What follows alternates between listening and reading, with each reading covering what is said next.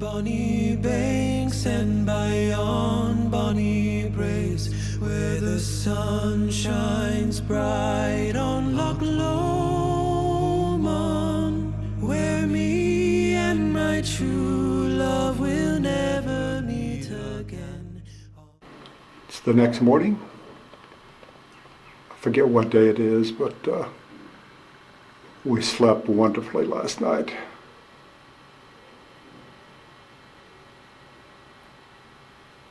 It's now time to go down for a traditional Scottish breakfast.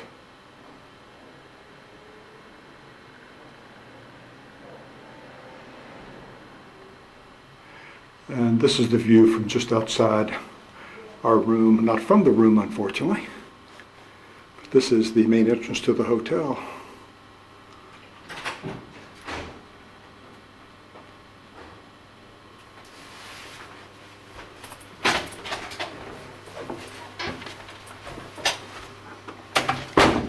There she is, my Scottish lass, start to say my wee Scotty lass.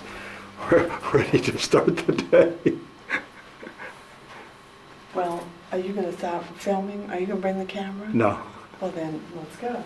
Stop filming. Wow, sunshine. And here a second later is a view looking out over the town of Stirling. I just learned yesterday that they've just achieved the status of becoming a city.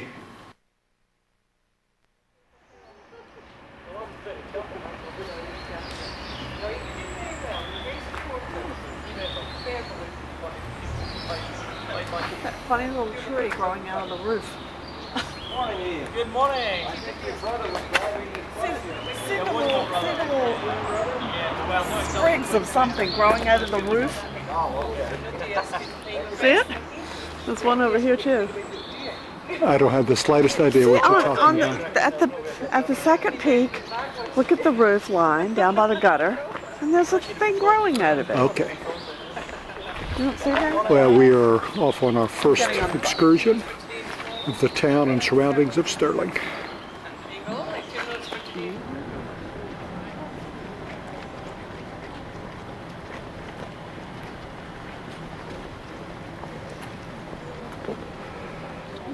First view of Stirling Castle.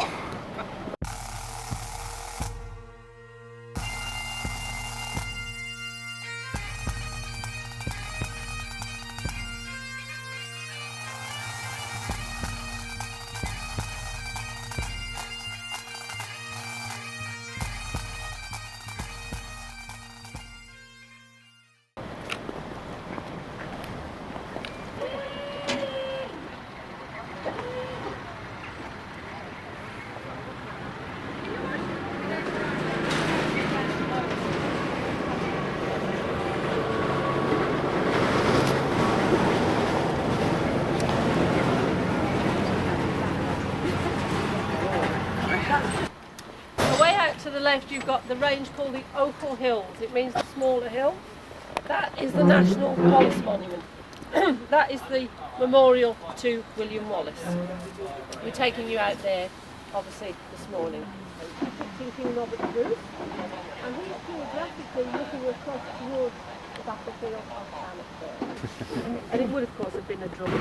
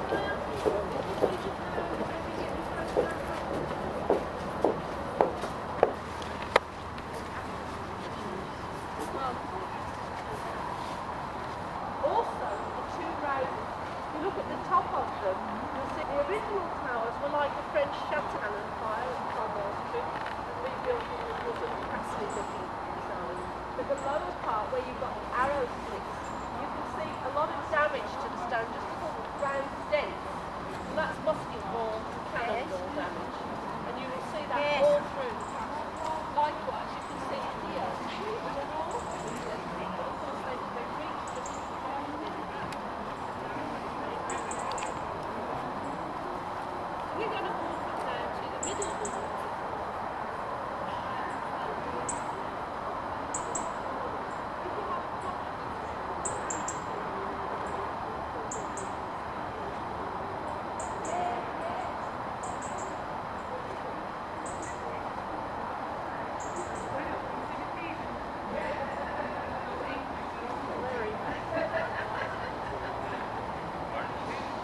Because James IV married Margaret Tudor, the sister of Henry VIII of England.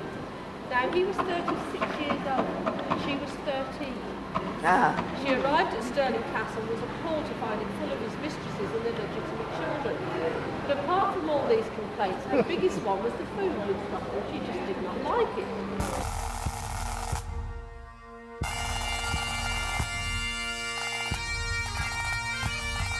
So when the palace was built, the sculptor put this into stone. Look at the column on the far right of the palace and you'll see at the lower part there's a bust of a lady. Can you see it? Mm-hmm. She's got her hands round her stomach. Look on her face. It's not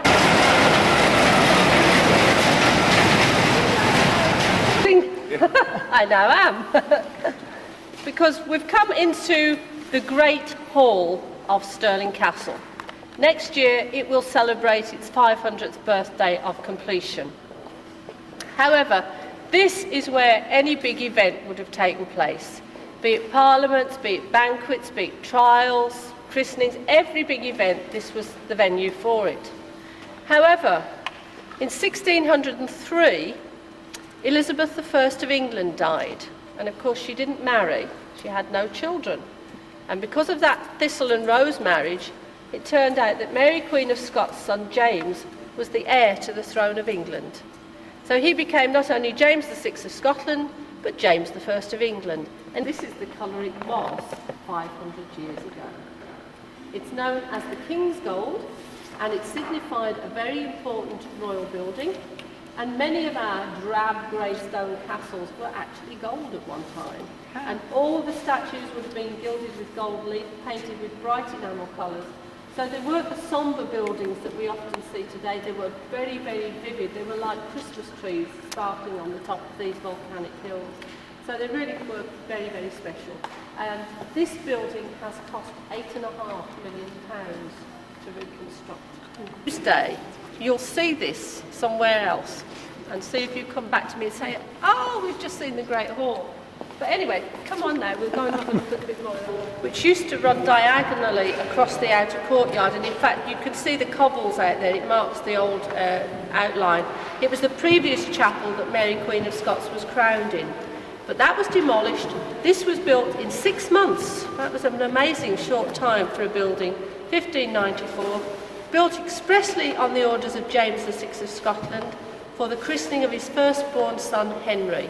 He now had an heir to the throne, cause for celebration. Invitations were sent to all the crowned heads of Europe to come to Stirling for the ceremonies. On the bottom, apparently, there was a little postscript of please bring some food and drink with you. So I think it was a bring your own bottle job back then. But apparently hundreds of people did attend, and the christening took place here in the chapel, with obviously a party in the Great Hall afterwards. Even he had a small galleon made with little tiny brass cannons, and as it was drawn the full length of the Great Hall, it fired salutes to the new baby. Then there was a firework display, so there's nothing new in fireworks either. So a big, big event.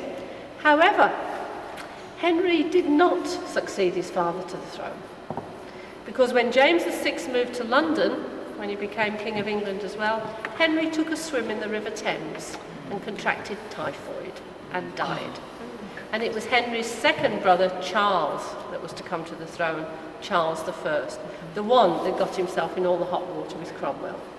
And before he ended up having his head chopped off, he came to Stirling Castle, came to the Great Hall, and saw this frieze, which was specially painted for his visit.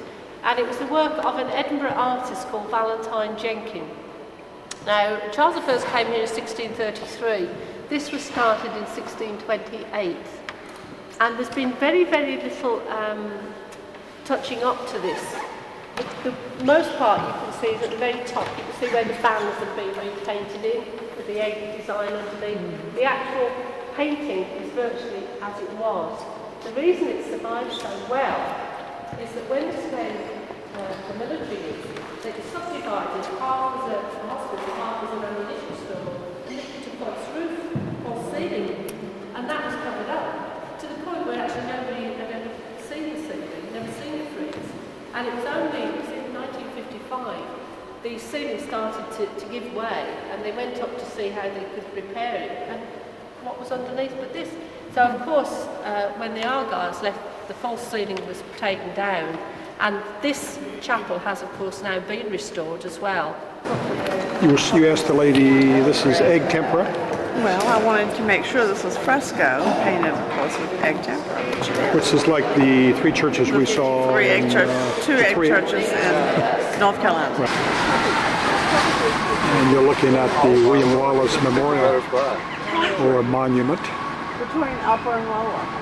And there's even west. So many areas. And in the background are the Scottish Highlands. Get an idea of what it might look like.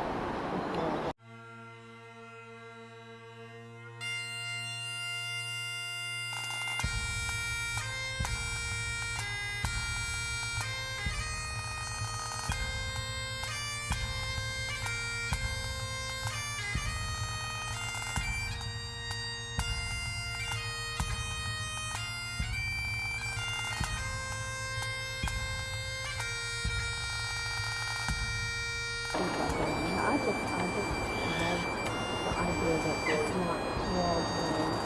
Yeah. You can still look at it and see countryside. The tapestry's hung.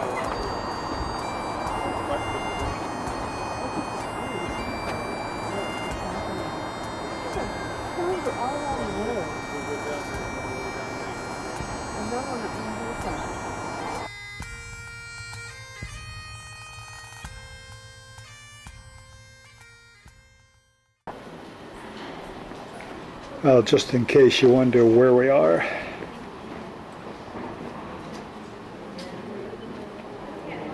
And we're going to enter the palace at this point.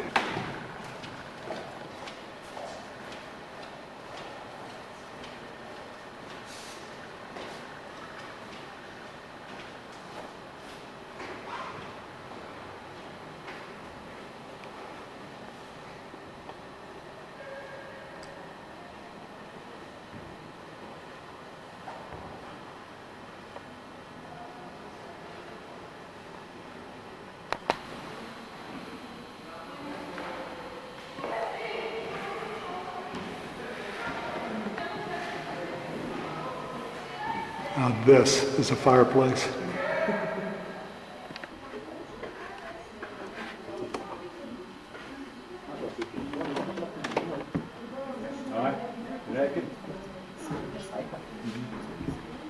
Little restoration underway. Where the previous room was the Queen's bedchamber, you can now see it's the King's bedchamber. The basis for the cartoon. What's different? The King was a big TV fan. A full-size cartoon. So it's actually. Remember, this all dated back to the 1500s.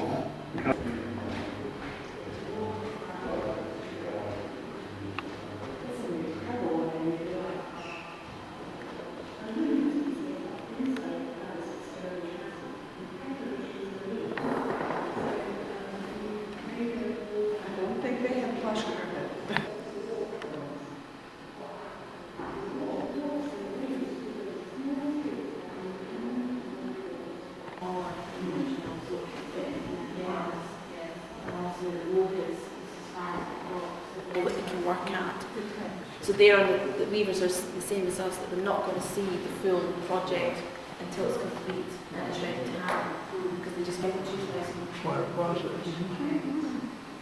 it's slightly different in the original. Well, as you can plainly see, they are reweaving some of the tapestry, and it's just begun.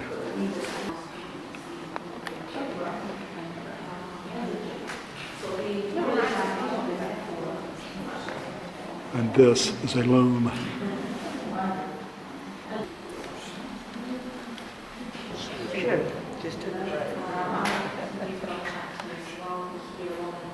I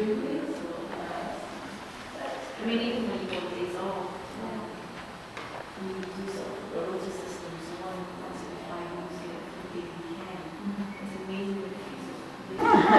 I know this is in reverse, but nothing quite like using 3 cameras and on a guided tour. I know my children will love hearing that comment. What I mean by reverse, now we're back to the unicorn. I just discovered these beautiful, beautiful textures, textiles, whatever the word is. Yarn, that's the word. Well, coffee break is over. So we now see a weaver in action. There are 3 ladies doing this job. Reduced to 2, so they have an opening. It's going to take 2 years to complete this particular unicorn and 10 years for the total program.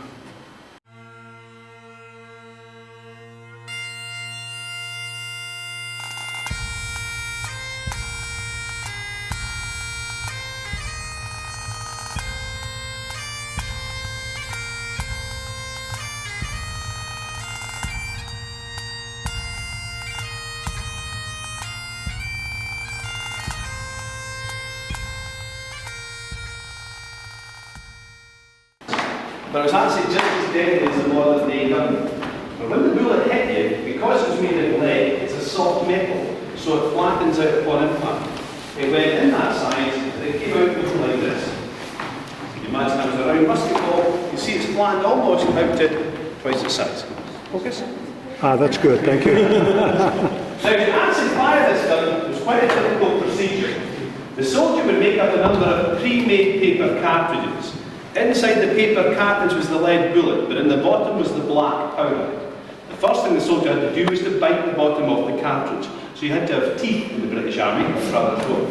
Then he opened what's called the flash pan. Now, if you've ever heard the phrase, a flash in the pan, this is where it came from. And often these guns would flash, but they didn't fire. There's a hole drilled into the side of the barrel. The soldier would place some of the gunpowder into the flash pan and close down the lid. He would then put the rest of the cartridge that still had the remainder of the black powder and the lead bullet, and with the ramrod, he then rammed it right down to the bottom of the gun. The gun, in theory, would then have been ready to fire. So when the soldier pulled back the hammer and squeezed the trigger, the hammer came forward, but held in here is a piece of flint. And when that flint hit the top of the pan, it knocked it open. But as the flint slid down, it caused a spark. It ignited the powder in the pan, passed through the small hole to the rest of the powder in the barrel, and the gun went off. That's not complicated at all, is it?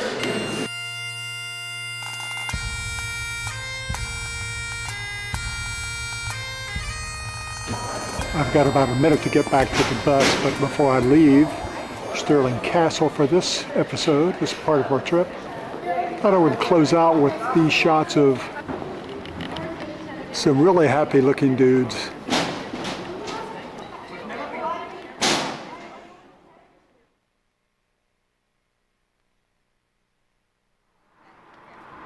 We're on our way to the Wallace Monument in the battlefield, but they stopped the bus to give us a chance to get a good photograph of Stirling Castle.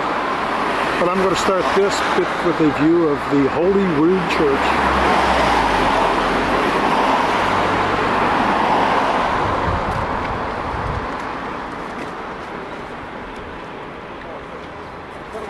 And of course, this is Stirling Castle, and in the foreground is the flat area where they used to hold jousting tournaments.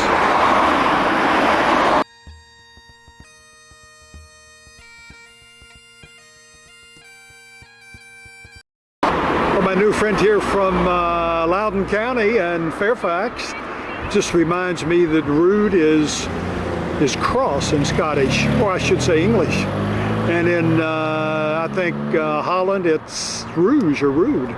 Really? But they talk about the Holy Rood, right. the Holy Cross, of course. Yeah. That seemed to be redundant. But I'm not the only photographer. We've made a stop to visit the William Wallace statue. And this statue was put up just a year or two after the making of Braveheart. And There's some controversy because the locals think it looks like Mel Gibson.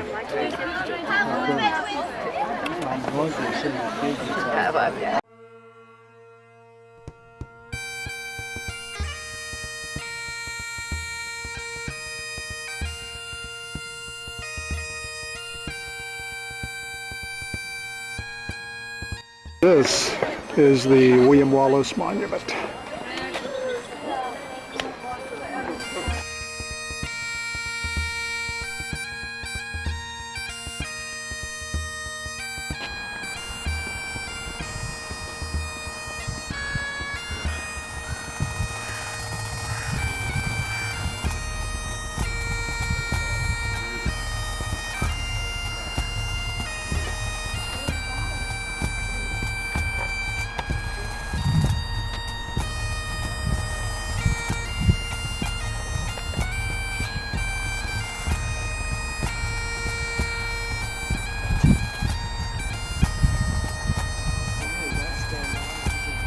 Robert the Bruce.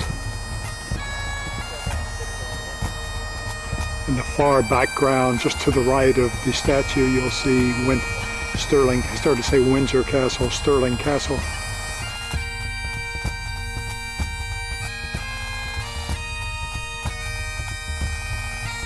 The Bannock Burn, and a burn in Scotland is a stream. Bannock Burn still runs down below the slope in that direction. Again, it's a tributary of the River Forth, so again at high tide the water would come up and the land again very wet and very boggy. Edinburgh and the old Roman road, and that's the route that the English were coming on. People often ask, why is this statue not looking at the castle when that's what they were fighting for? Because Bruce is looking at the English coming in this direction. You don't turn your back on the enemy, do you? So they drew the English army in this direction, and virtually they were forced to camp down in the hollow on wet ground, and the Scots were up on the high ground. You couldn't be in a worse position for a battle if you tried. So obviously the land was working for him just as the way it had worked for William Wallace several years before. But the piece de resistance of the whole thing seems to be one of those sort of silly events that can often happen. There were an awful lot of just ordinary peasant people, farm workers and so on, that wanted to be involved in the battle. And Bruce didn't want them on the battlefield because they weren't trained soldiers. He thought they're more trouble than they're worth. But he needed all the support he could get. So rather than upset them, he said, I want you to all gather at the back of Coxteth Hill, which is that hill out there. When I need you, I will send for you. As far as we know, he had no intentions of sending for them. But all these thousands of little people, as they became known, not in stature, but just because they were peasant people, they're obviously up there watching this whole melee of a battle ensuing down here, and in the end they just couldn't stand it any longer. And they came screaming over the hill, carrying nothing but farm implements, screaming, "The Bruce! The Bruce! The Bruce!" And the English took one look, thought this was massive reinforcements, turned and fled. And that tipped the scales for Bruce at the Battle of Bannockburn. It's quite incredible. But the other thing that you can see, that again, if you don't know the story, it perhaps wouldn't mean too much, but if you look up at the top of the flagpole here, you can see the outline of a battle axe. And on the eve of the battle, Robert the Bruce, not on his cavalry horse, just on a small pony, was apparently riding up and down his troops, raising morale for the following day. One of the English knights, a chap called Henry de Bohun, recognised the king because he was wearing the very simple gold circlet of the king's crown. And he thought, if I can kill Bruce now, there won't be a battle, it'll all be over by the shouting. And apparently de Bohun charged Bruce with a lance, but he missed, and as he went by Bruce, Bruce had his battle axe, and he just went, and he cleaved his metal hand and his skull in two. And of course the Scots must have gone, yes! And I've no doubt the English went, oh. Anyway, everything's symbolistic, God's on our side, because this was why Bruce was, able to do that. So of course the Scots are all fired up with enthusiasm, and they win the day. Whether it's the little people or Bruce's tactics, I suppose a bit of both. But this is where it all happened, and basically where we ultimately got our freedom back from, the Battle of Bannockburn.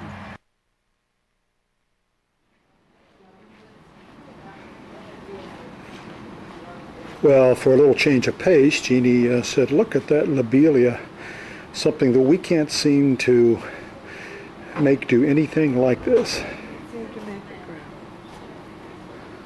I can make it grow, I can't make it bloom. And we're back at the hotel for lunch. We are. Here comes our weary group of travelers.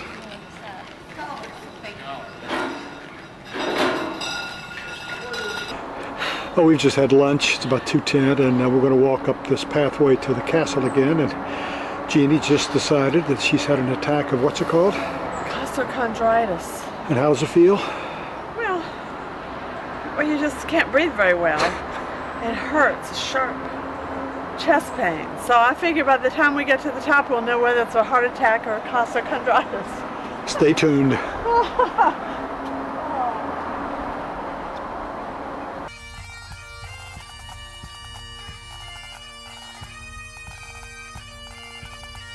Holy Rood Church, which is now back at church again. That's the Holy Rood Church? I think so. This? Huh. It became a hospital, an almshouse, which is a poorhouse. We've made it about halfway up the walk to the castle, and I think Jeannie's going to make it.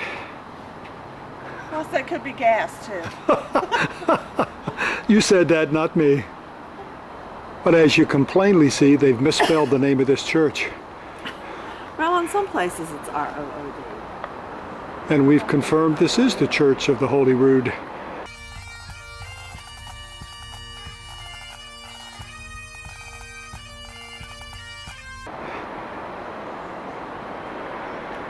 From the sublime to the ridiculousness, or the real world. It's yard trash they were dumping over. Yes, it is. They were dumping yard trash, but into a receptacle. Anyway, we're at the back of a cemetery, which a couple of our new best friends explored last night. Moving right along. Well, you told me to stay still. Honey, this is candid. I think maybe in the background is Stirling Castle. These are the castles of Newport.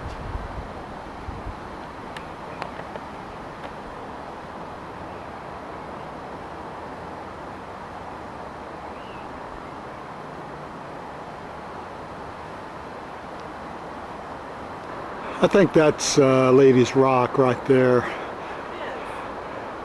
And you can see we are still skirting the back of the cemetery. What?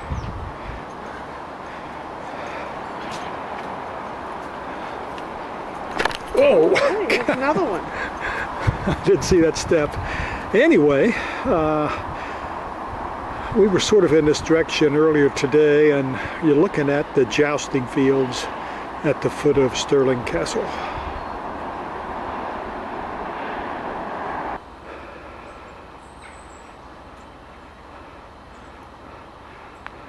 Well, Jeannie just commented this looks like a newer graveyard. And clearly we have found the castle. That is the castle in the background.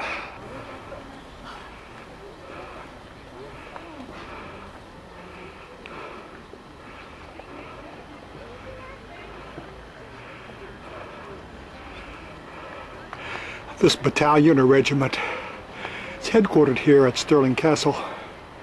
This particular statue is commemorating their action in the Boer War. Well, it's about 4 hours since we left the castle and we're back inside. I know I've probably shot this already. But when you're using 3 cameras all at the same time, it's hard to keep track of what one's doing. So I will try to make it a bit different. And flowers, of course, are everywhere.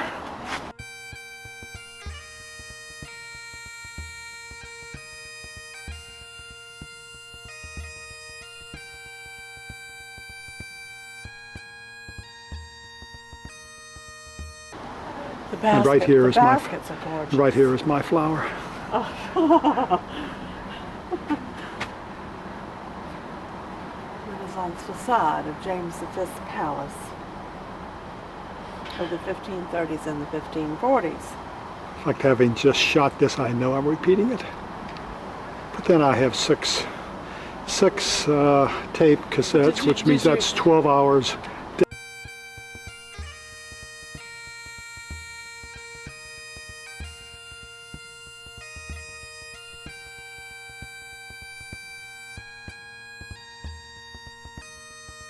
I what? Did you say on that earlier tape, you probably were off and were not listening to her lecture, that the bars on the windows are the section that is of the palace that is King James chambers, and the windows without bars are the Queen's chambers. They were afraid of somebody kidnapping the king, but they weren't really excited whether or not somebody kidnapped the Queen. So they didn't care about anybody Right. creeping into the Queen's chambers late at night? Now, is James the one they who didn't care had about like that. had like 1,000 mistresses? And I'm not joking. Is that what she said? No, she said that he had about 100 mistresses down in the town. He would dress as a peasant and go down in the town. Not to Not to check out the political opposition, but just to sow his wild oats, as she said. like she said, like Babs said, it was for amorous activities. Right. That's what she said. Right.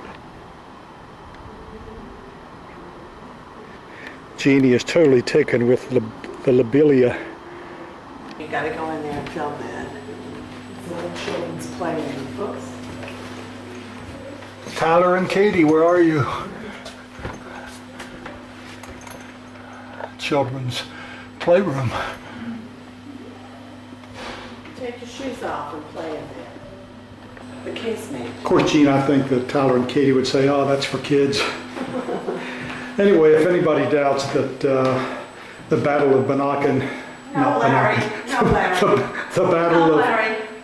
the Battle of Bannockburn Bannockburn. is the The singular most important battle singular moment in Stirling. in Scottish history. And this was the battle in which Robert the Bruce defeated King Edward's army and won independence for Scotland, which unfortunately didn't last.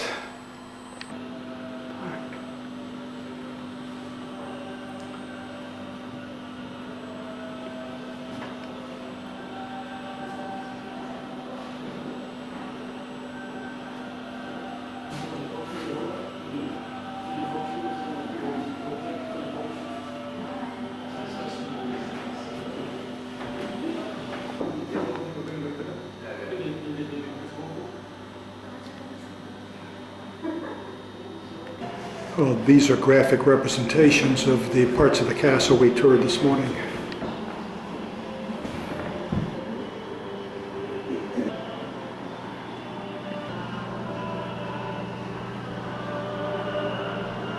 Who are we looking at here, Jane? James IV and Margaret Tudor, his wife. James VI, Fifth. James V, and Son of Mary.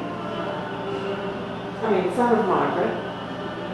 and this must be Mary, Queen of Scots. He was crowned as an infant. This must be Mary, This would Queen be of Scots. Mary, Queen of Scots. Mary, Actually, this is the back Mary of of the head Guise. of Mary of Skye, mother No, Mary of Guise. of Guy. Mother. Guise, the mother of Mary, Queen of Scots. I knew that. What a profile. This is not her frontal view.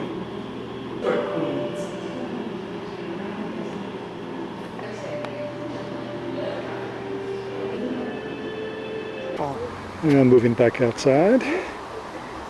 What did you say, sweetheart? These are beautiful. Small rose gardens.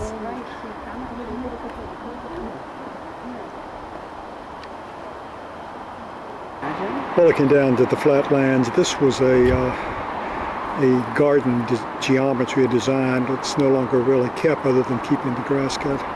No. Well, Those were the jousting fields. oh, that's the jousting field. Yes. And that is a sculpture that somebody donated. It's an artistic sculpture that upper cost right them quadrant. £21,000. And all it does now is serve to create a problem because they have to hire somebody to cut the grass on it. If you look closely, there we go. Little terrier, a woman in white. And just to orient you,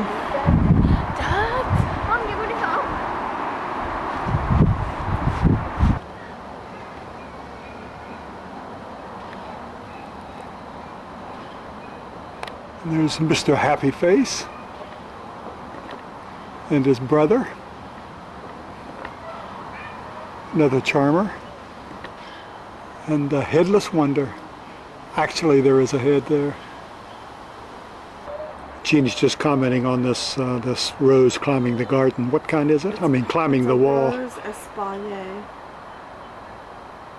that they're trained in climbing the wall. Gosh, it's enormous. Well, back to where we were again this morning.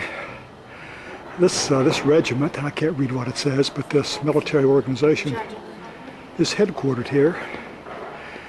And they're also known as the Black Watch. Maybe not that organization, but the Black Watch was organized here and I believe is still headquartered here. Having said all that, it's probably not totally true, but it's close to being true. I was correct. This is the regimental headquarters.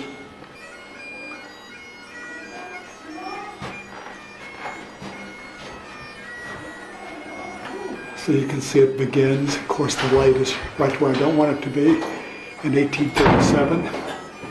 And it goes all the way down to today. Brigadier Andrew John Noble Graham, year 2000 to when he... The thin red line.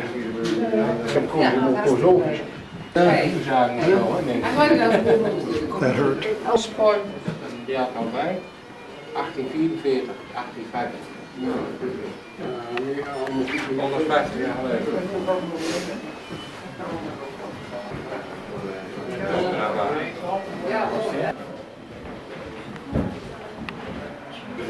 Jeannie's mom, no disrespect intended, but we all talk about how much Dorothy looked like Queen Elizabeth, or vice versa. Well, I was originally told I couldn't take pictures in here, but then at the last minute he said, go ahead, if you ask, we let you. I didn't ask, but he just offered. Your Majesty, it's Her Majesty.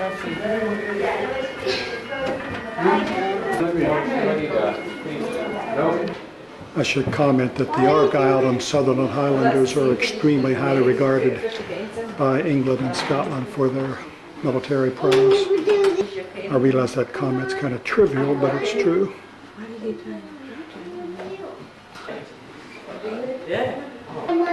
In the military, they say there's 10% that don't get the word, and this soldier doesn't realize how dangerous to your health smoking is. This must be a World War I dugout. In fact, I'm sure it is.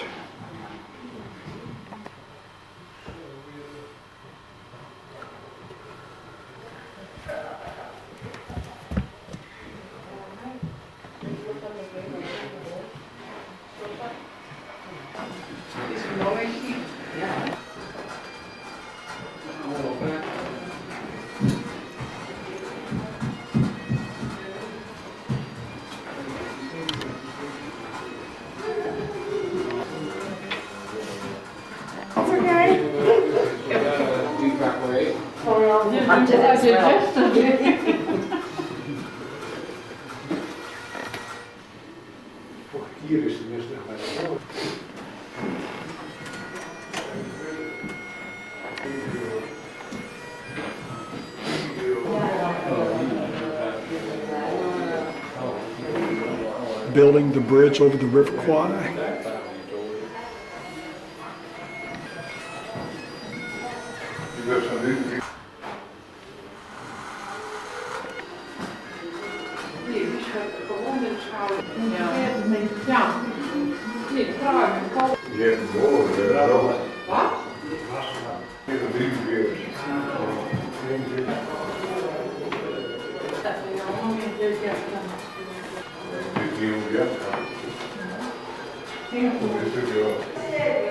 It's the ship's bell.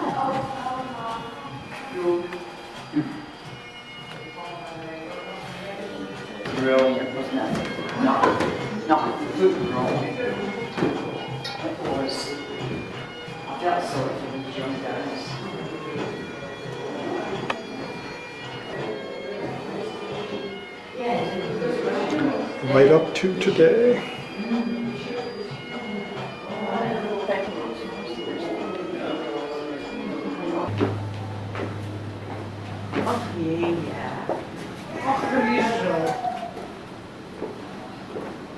She's left me.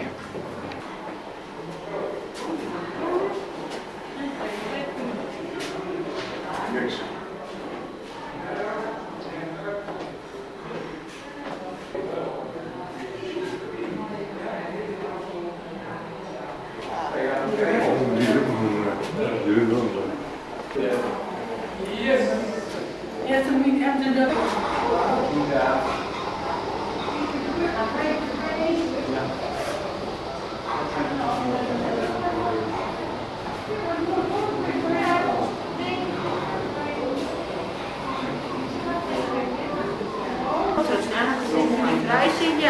Se não for treinar, vamos nós ver.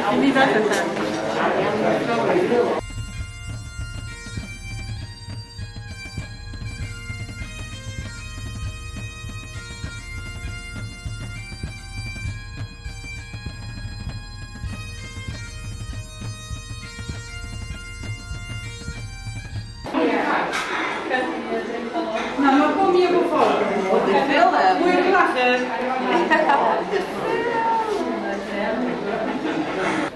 Well, we're about to leave Windsor Castle. No, Stirling. I Stirling keep Castle. Stirling Castle, but only in Scotland would you see Castle Bookshop and Whiskey Store.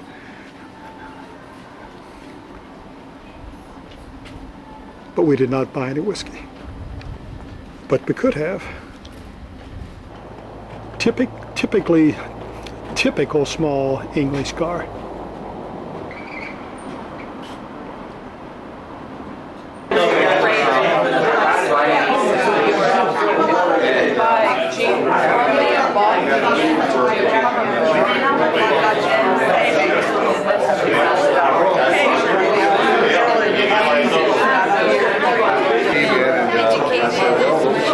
I have a brother that's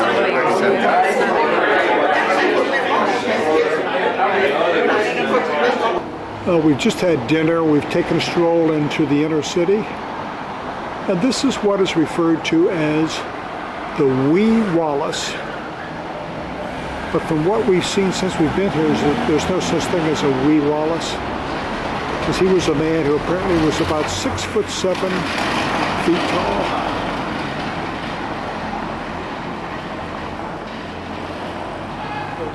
And the savior of Scotland.